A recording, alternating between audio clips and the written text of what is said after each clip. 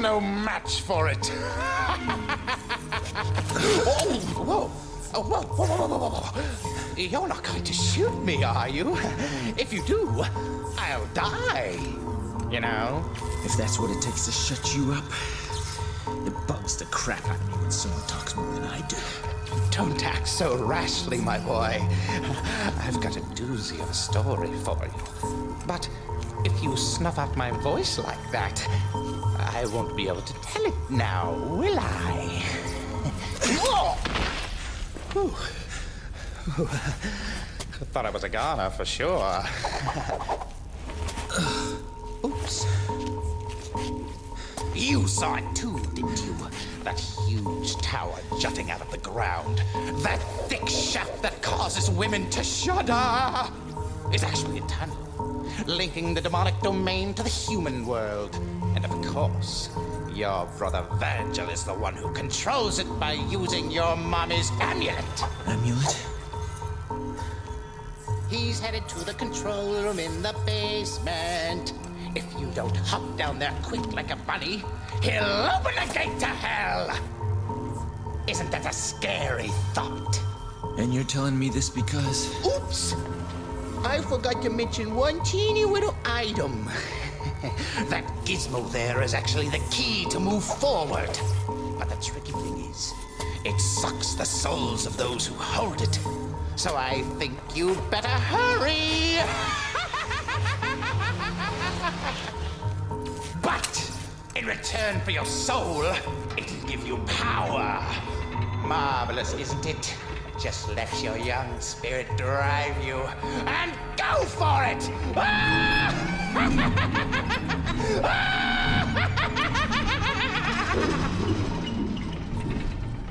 Wish you would have told me that in the first place.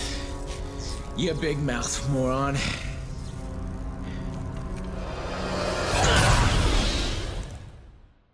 So, as you can see, we pretty much have another repeat of trends from Devil May Cry 1 and 2, where we have a health draining thingamabob that we have to use to power up something, and...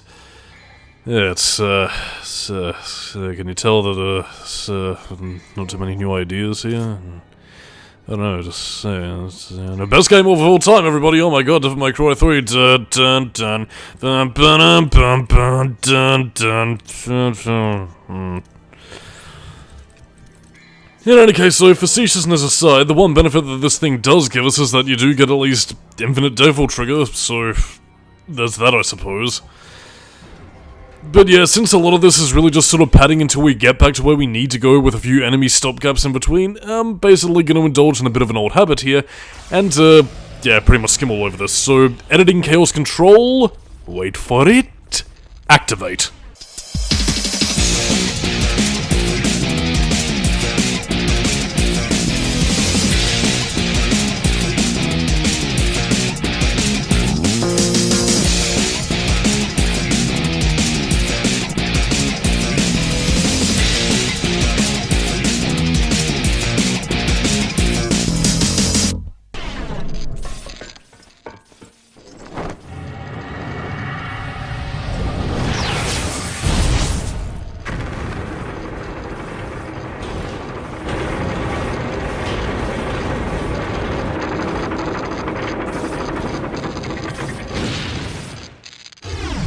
Now, maybe I'm thinking a little bit too hard here, but considering the fact that Dante already had his devil trigger by the time he reached the top of the tower, couldn't he have just, like, double jumped and glided across in order to get to...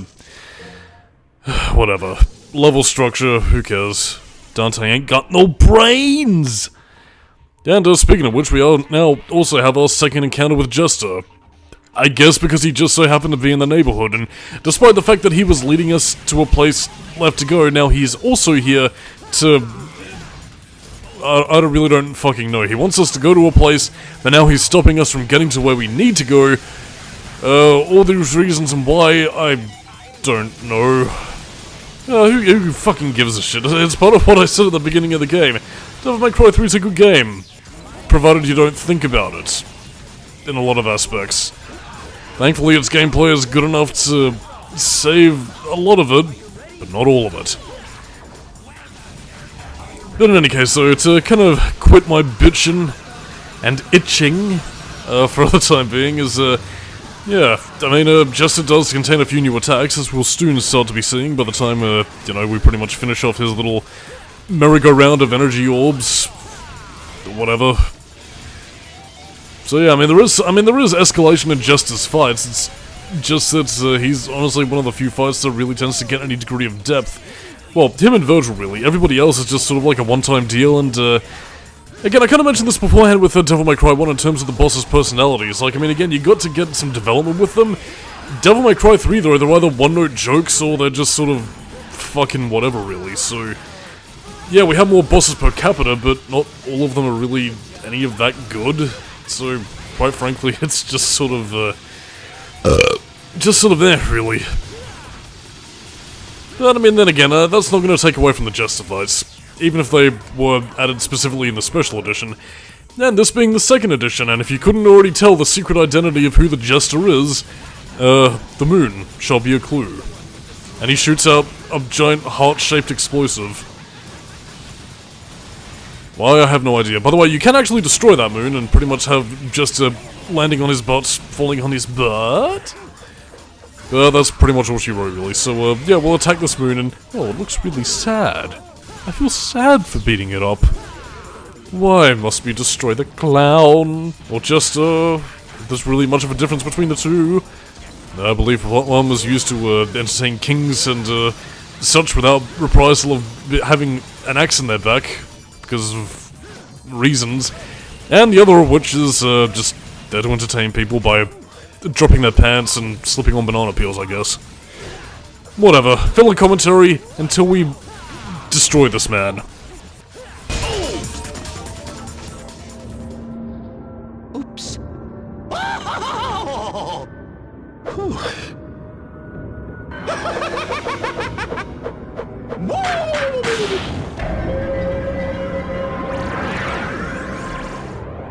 What a cheeky scamp. I'm sure we'll be seeing Jester again many more times.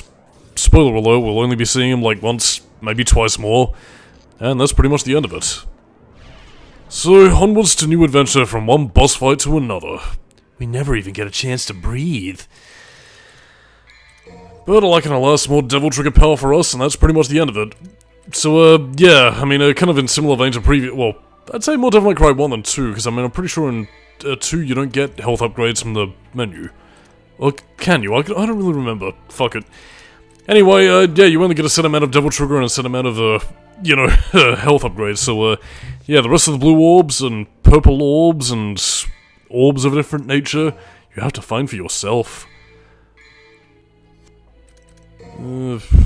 Yeah. This next boss fight is, I guess if you've upgraded Trickster to its maximum level, you could technically find a bit of use in this boss fight, but, yeah, we'll kind of see that when we get there. Either way, though, this next boss fight is, this next boss fight kind of sucks, to be perfectly honest, so I am really not looking forward to it. As we enter the underground area.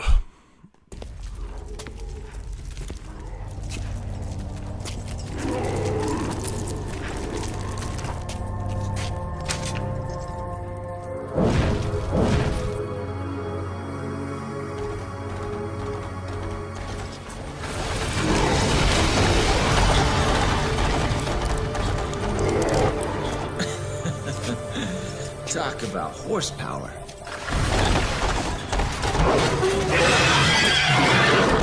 A chicken race with a horse, huh? Fair enough.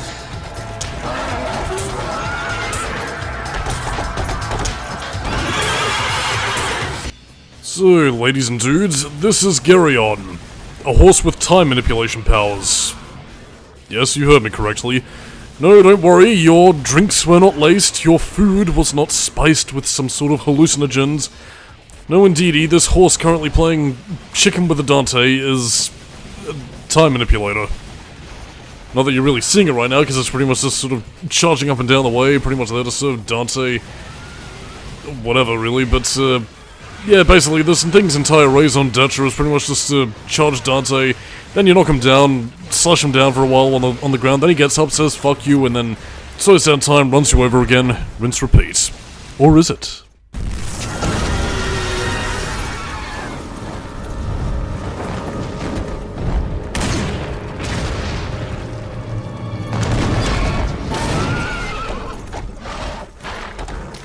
First chicken, now gladiator.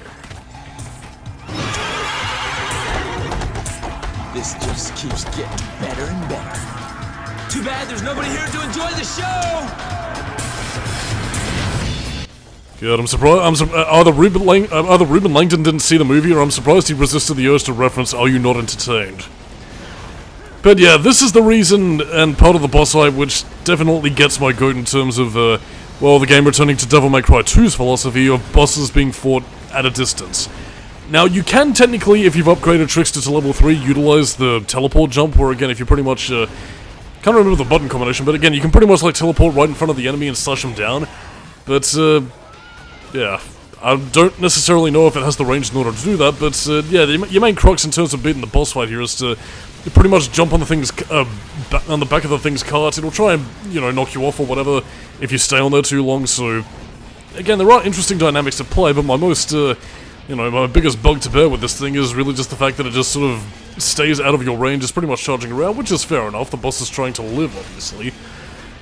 But again, in a similar vein to, you know, the Gigapede to a certain extent, it's pretty much just staying out of your way, you know, pretty much moving at a much faster speed than Dante could ever hope to achieve, so... Again, your opportunity to hit the boss and, you know, do all that is just kind of pish, to be honest. I mean, again, the sort of like, demon missile strikes or fucking whatever are easy to dodge enough, but... Yeah, it's just a matter of trying to do some significant damage to the boss, get up your star ranking, which is really just sort of the Pester, really, and, I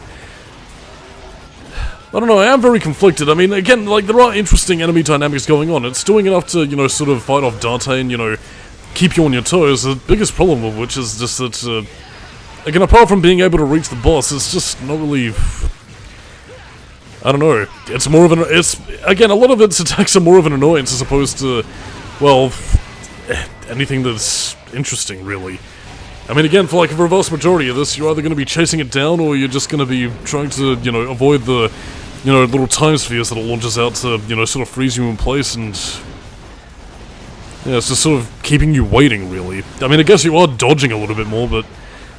I don't know, this is basically the assault chopper of its day, really. It isn't a bad thing all in all. I mean, it could be worse. Could be the Tateo burst of the game, but it's neither here nor there in this case. Yeah, either way though, Geryon, or at least its species, would later appear again in Devil May Cry 5, complete with somebody that actually rides around on its back, so, yeah. And I mean, to be completely honest, well, I mean, while people probably have more than a few things to say about V's playstyle, I will say that I do think DMC5 did the whole Geryon boss fight time manipulation modoodle a little bit better than, you know, what 3 did, so... Yeah, it does have that going for it, and as we're going to be seeing, you know, in the next cutscene after we defeat Geryon, yeah, we do get a rather familiar element returning from Devil May Cry 1 and 2 in terms of, you know, what our moveset's going to be. The problem is that, yeah, not particularly useful, especially compared to its predecessors in the Bangle of Time or the Chrono Heart, which is kind of a wee bit pish, to be honest, so... I guess that's also my other problem with it. The reward for defeating Geryon just isn't really all that worth it in my eyes, and it's just an inferior copy of, things we've seen before.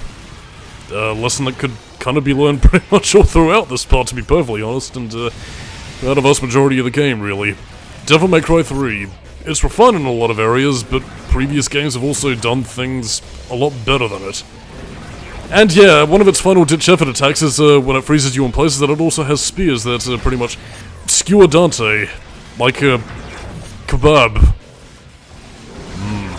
Man, I could go for a kebab right now. But yeah, I mean, it's pretty much utilizing the same sort of principle as Virgil's summoning swords, really, albeit at a bit of a slower rate, so, yeah, there's that, I suppose.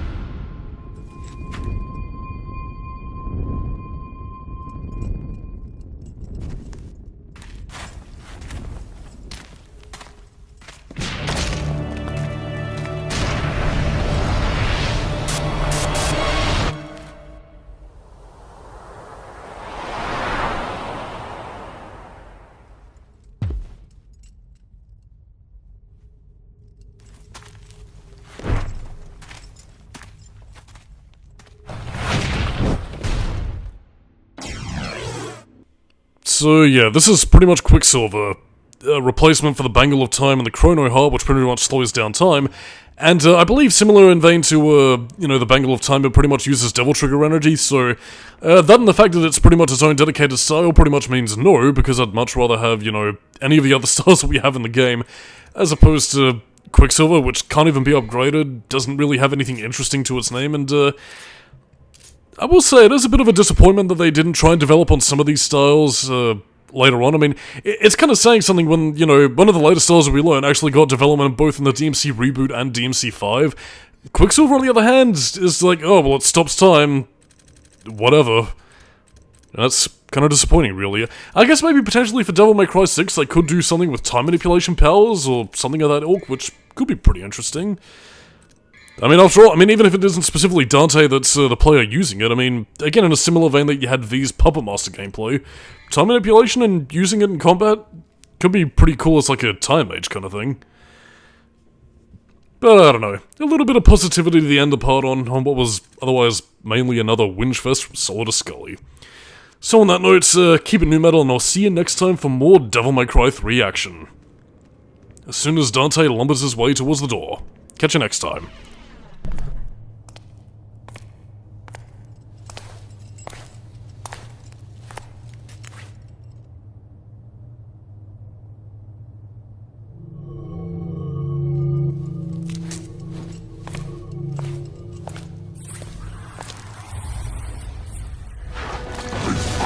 Seed of Sparta! I told you that I remembered your rancid scent. No matter where you run to, you could never hide from me.